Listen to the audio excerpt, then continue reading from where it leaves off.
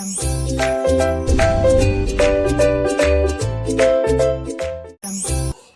everyone, welcome to Chemistry SR, our YouTube channel. In this video, we are going to discuss about colligative property. Those who are new here, myself Subraidu, I teach chemistry in simple way. If you are interested, keep watching. And in this today's session, we are going to discuss about colligative properties. Okay. Intermediate second year or 12th chemistry, the chapter solutions. ఇందులో second part అయిన colligative properties అంటే ఏంటో చూద్దాం. ఏంటి colligative properties? ఓకేనా, వాటి గురించి step by step డీటెయిల్గా చూసుకుంటూ వెళ్ళిపోదాం. ఏమైనా కాలిగేటివ్ ప్రాపర్టీస్ గురించి మనకు అర్థం కావాలంటే మనకు డైల్యూట్ సొల్యూషన్ అంటే తెలియాలి. ఏంటి dilute solution? Small amount of solute is present in excess of solvent. దండిగా సాల్వెంట్ ఉంటుంది, సొల్యూట్ కొంచెమే ఉంటుంది. అలాంటి వాటిని డైల్యూట్ సొల్యూషన్స్ అంటే. ఓకే, గుడ్, బాగుంది. అలాంటి డైల్యూట్ సొల్యూషన్ల ప్రాపర్టీసే ఈ కాలిగేటివ్ ప్రాపర్టీస్. ఏంటి the properties of dilute solutions? ఏమంటున్నామంటే ఇక్కడ కాలిగేటివ్ ప్రాపర్టీస్ని ది ప్రాపర్టీస్, ఎవరి properties? The properties of dilute solutions. The properties of dilute solutions, which depends on number of particles, which depends on number of particles. Particles ante entivi? It may be atoms or ions or molecules, ఏవైనా కావచ్చు, particles అంటాం. Properties of dilute solutions which depends on number of particles. ఎవరి particles? Solute particles. Depends on number of particles of solute. ఓకేనా? Present in solution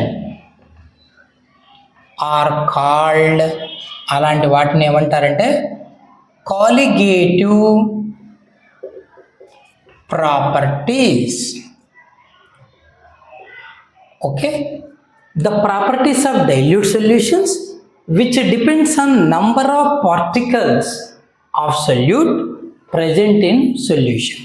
మన సొల్యూషన్లో solute particles ఎన్నున్నాయన్న విషయం పైన డిపెండ్ అయ్యేటువంటి డైల్యూట్ సొల్యూషన్ల ప్రాపర్టీలనే కాలిగేటివ్ ప్రాపర్టీస్ అని అంటారు. Okay, that's it. What are? ఇప్పుడు ఏమున్నాయి కాలిగేటివ్ ప్రాపర్టీస్? ఎన్నున్నాయంటే there are 4 colligative properties are there. ఏంటవి? నెంబర్ 1, రిలేటివ్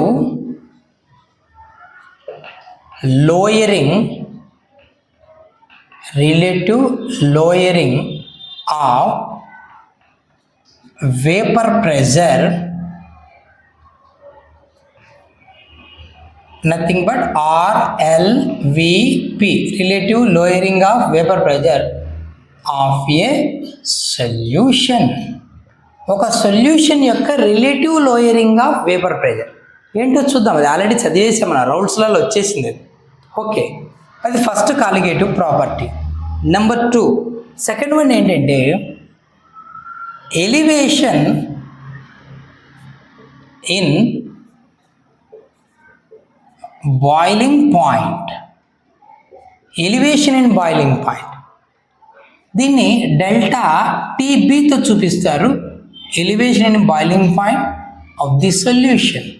ఒక సొల్యూషన్ యొక్క ఎలివేషన్ ఇన్ బాయిలింగ్ పాయింట్ అంట. ఏంటో చూద్దాం డీటెయిల్గా తర్వాత. Number 3, depression in freezing point. freezing point depression anta delta TF. Okay, of the solution. ఒక సొల్యూషన్ యొక్క ఫ్రీజింగ్ పాయింట్ డిప్రెషన్ చూస్తున్నాం. ఇది కూడా one of the colligative property. Then the last 4th colligative property ఏంటంటే ఆస్మాటిక్ ప్రెజర్. Say pi. సింపుల్గా ఇలా చూపిస్తాం. Osmotic pressure of the solution అంటాం. సో ఇవి నేను relative lowering of vapour pressure, elevation and boiling point, depression and freezing point and osmotic pressure. These are the 4 properties of dilute solutions which depends on number of solute particles. Okay, that's why they are called as colligative properties. But here there is the simple relation between any of the colligative property and molecular mass or gram molecular mass of the solute. So children, simple ga relation ente. So colligative property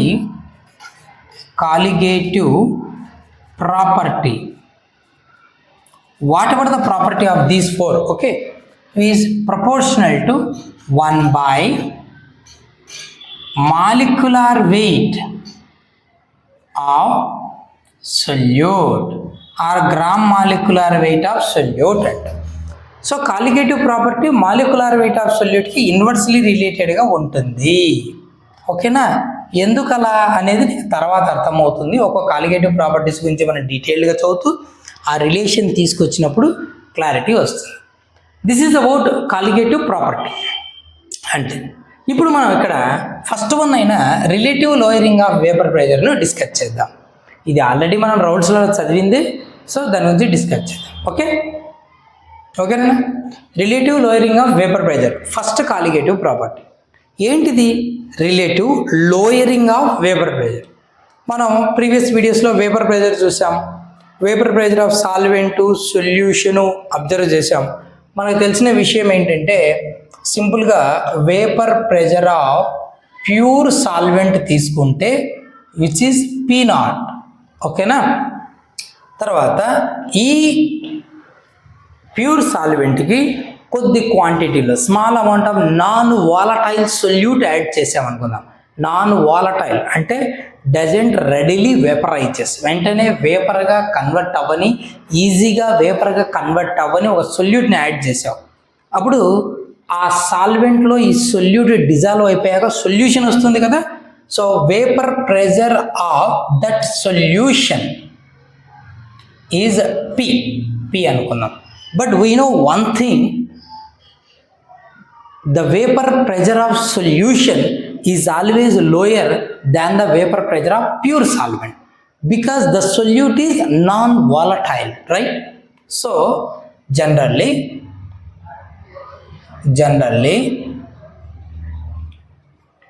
vapor pressure of generally vapor pressure of pure solvent P0 is always greater than vapor pressure of solution.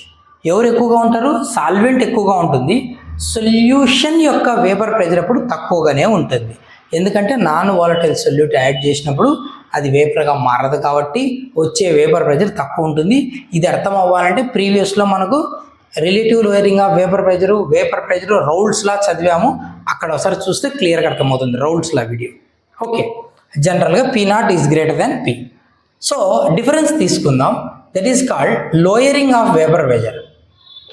Lowering of vapour pressure is equals to సొల్యూషన్గా convert అయిపోయాక ఎంత lower అయింది, that is equals to P0 minus P. సాల్వెంట్గా ఎక్కువగా ఉంది, సొల్యూషన్గా convert అయిపోయాక తగ్గిపోయింది. ఎంత తగ్గిపోయింది? P0 minus P. దాన్ని లోయరింగ్ ఆఫ్ వేపర్ ప్రెజర్ అంటాం. కానీ మనకు కావాల్సింది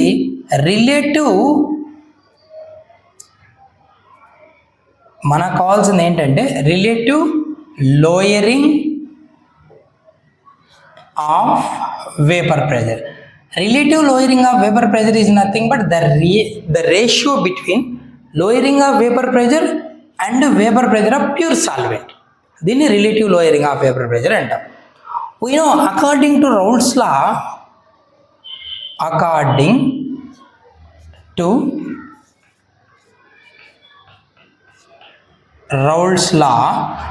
లా మనకి ఏం చెప్తుంది? Relative lowering of vapour pressure of a dilute solution having a non volatile solute is equal to mole fraction of solute. According to Raoult's law relative lowering of vapour pressure P0 minus P by P0 is equals to mole fraction of solute. Simply x2 అనొచ్చు లేదా xs ఎట్లయినా రాయొచ్చు. ఇది Raoult's లా నుంచి మనకు తెలిసిన relation, Raoult's లాలో చదివేసి. సరే, therefore P0 minus P by P0 is equals to mole fraction of solute అంటే ఏంటి? Moles of solute by moles of solute plus moles of solvent.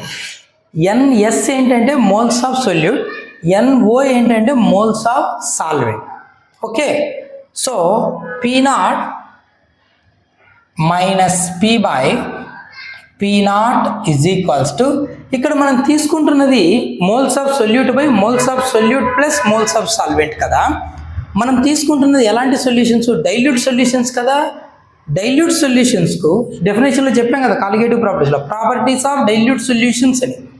Dilute solution అంటే ఏం చెప్పాం మనం? సొల్యూట్ చాలా తక్కువ క్వాంటిటీలో ఉంటుంది. అలాంటప్పుడు సొల్యూట్ యొక్క మోల్స్ని సాల్వెంట్ యొక్క మోల్స్కి యాడ్ చేసినా చేయకపోయినా పెద్ద డిఫరెన్స్ ఉండదు. ఇది 1000, ఇది 1 అనుకో, 1000 ప్లస్ 1 1001. ఎంత ఉంది నీ దగ్గర అమౌంట్ అంటే 1001 రూపీస్ అనం, 1000 అంటాం. ఎందుకంటే 1 రూపీ ఎందుకు చెప్పము? Negligible. When compare to 1000, 1 rupees negligible. అలాగే సొల్యూట్ మోల్స్ని సాల్వెంట్ మోల్స్కి నువ్వు యాడ్ చేసినా చేయకపోయినా పెద్ద డిఫరెన్స్ ఉండదు. కాబట్టి డినామినేటర్లో మనం ఏం చేస్తామంటే solute moles plus solvent moles సమ్ని సాల్వెంట్ మోల్స్కు ఈక్వల్గానే నోట్ చేస్తాము, ఎందుకంటే ఈ వాల్యూ పెద్దగా ఉండదు కాబట్టి. సో కాబట్టి ఇక్కడ ఏం రాయొచ్చు అంటే for dilute solutions NS plus NO is equals to NO. అంటే number of moles of solute plus number of moles of solvent is almost equal to number of moles of solvent. ఎందుకు అలా తీసుకున్నాం? Solute యొక్క moles అనేది చాలా చాలా తక్కువగా ఉంటాయి సాల్వెంట్ మోల్స్ కంటే. కాబట్టి రెండింటి సమ్ము సాల్వెంట్ మోల్స్కి ఈక్వల్గానే ఉంటుంది. That's it. సో అప్పుడు ఏమవుతుంది అయినా NS divided by NO, sum NO. బాగుంది. N అంటే ఏంటి? మోల్స్ కదా. Therefore P0 minus P by P0 is equals to moles of solute. Moles ఎలా వస్తాయి? వెయిట్ బై మాలిక్యులర్ వెయిట్ కదా. So solute weight by solute molecular weight. Small letters తీసుకుందాం. Solute small w by small m. Solute moles వచ్చేసాయి by solvent, solvent weight by solvent molecular weight. Capital W, capital M. Capital letters తీసుకుందాం సాల్వెంట్వి, small letters తీసుకుందాం సొల్యూట్వి. So moles అంటే weight by molecular weight, weight by molecular weight. Therefore P0 minus P by P0 is equals to small w by small m into capital W by capital, sorry reverse అవుతుంది కదా, capital M by capital W. ఓకేనా? So ఇక్కడ మనకు weight of solute by molecular weight of solute into molecular weight of solvent by weight of solvent. ఎప్పుడైనా మనం colligative properties use చేసుకొని ఒక solute యొక్క మాలిక్యులర్ వెయిట్ మనం మెజర్ చేయాల్సి వస్తుంది ప్రాబ్లమ్స్లో. అలా మెజర్ చేయాల్సి వస్తే మనకు ఈ M వాల్యూ క్యాలిక్యులేట్ చేయాలి కదా, రైట్ సైడ్ తీసుకొచ్చేద్దాం. Therefore molecular weight of solute M is equals to, ఈ మొత్తం ఎక్కడికి వెళ్తుంది? Right side. So W into capital M by capital W. W by ఏముంటుంది? P0 minus P by P0. ఏంటిది? Relative lowering of vapour pressure. అంటే ఏంటి? Colligative property. ఓకేనా? ఇది మనకు relative lowering of vapour pressure ఇచ్చినప్పుడు ఒక అన్నోన్ సొల్యూట్ యొక్క మాలిక్యులర్ వెయిట్ మెజర్ చేయడానికి రిలేషన్. ఓకేనా? సరే, ఇప్పుడు చూడు, ఇక్కడ మనకు ఈ W ఏంటి, Mలు ఏంటి అనేది తెలుసుకుంటే కొంత క్లారిటీ వస్తుంది. ఏంటిది? Molecular weight of solute. So small m ఏంటి? నేను molecular weight, sorry small m కదా, molecular weight of solute molecular. Small w ఏంటి? Weight of solute weight. మరి క్యాపిటల్ ఎం ఏంటి? Molecular weight of solvent. Capital W ఏంటిది? Capital W weight of the solvent. Weight of solvent. ఇంకా P not P మనకు తెలిసినవే కదా. So like this, by using relative lowering of vapour pressure we can measure the molecular weight of solute. ఓకేనా? ఇది first colligative property RLVP, relative lowering of vapour pressure. ఓకేనా? ఈ formula use చేసుకుని relative lowering of vapour pressure కనుక్కోవచ్చు, లేదా molecular weight of solute కనుక్కోవచ్చు. That's it. So hope you understand. If you have doubt, do leave a comment. For more videos, keep watching. That's it for today's video. See you next. Thank you.